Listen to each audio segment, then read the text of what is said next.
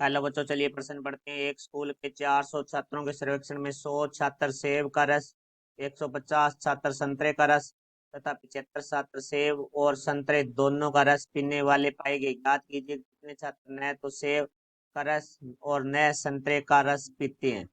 मुख्य अवधारणा। तो हमारा जो प्रश्न है वो समुच्चय से संबंधित है। तो जिसके अंदर देखो भाई, हमारा एन ए सम्मिलन बी, ए सम्मिलन बी में अवयवों की संख्या है वो हमारी होती है एन ए में अवयवों की संख्या प्लस एन बी, बी में अवयवों की संख्या माइनस एन ए सर्वनिष्ठ बी, तो ए सर्वनिष्ठ बी में अवयवों की संख्या।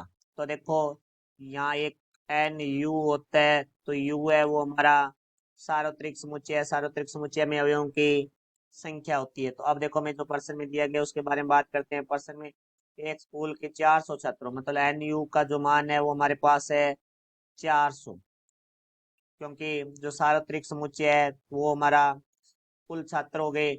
फिर हमें सेब का रस 100 छात्र, देखो हमें ए और बी दो चीजें हैं, तो ए को हम लिखते हैं सेब का रस और जो बी है वो लिखते हैं हमें संतरे का रस। तो देखो भाई, यहाँ से जो एन ए का मान है वो हमारे पास है 100 हो जाएगा, और जो एन बी का मान है वो हमारे पास है 150 हो जाएगा, और 75 है वो दोनों है। तो देखो ए सर्वनिष्ठ बी होता है जब दोनों शब्द यूज होता है, क्योंकि 75 छात्र है वो सेब और संतरे दोनों का रस पीते हैं, तो यहाँ 75 हो जाएगा। तो अब देखो भाई, हमें पूछा है कि न कितने छात्र ने तो सेब का रस और न संतरे का रस पूछा है, अर्थात हमें ये पूछा है एन ए सर्वनिष्ठ, एन ए डैश सर्वनिष्ठ बी डैश। ए डैश का अर्थ है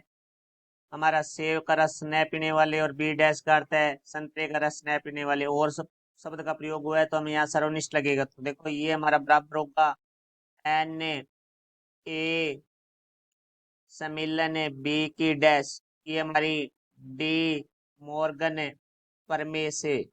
तो देखो भाई, यहाँ से एन ए सम्मिलन बी की डैश है वो हमारा बराबर होता है N U minus N A सम्मिलन बी।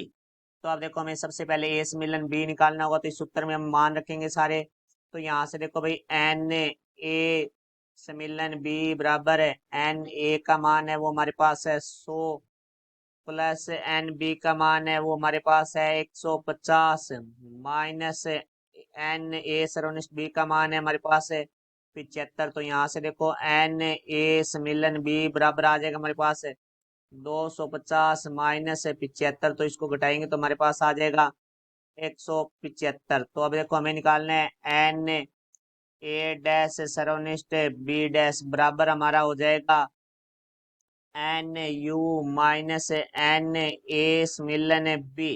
तो देखो एन यू का मान है हमारे पास है वो 400 है, तो यहाँ आ जाएगा 400 माइनस 175, तो 400 में से 175 घटाएंगे तो हमारे पास आ जाएगा 225।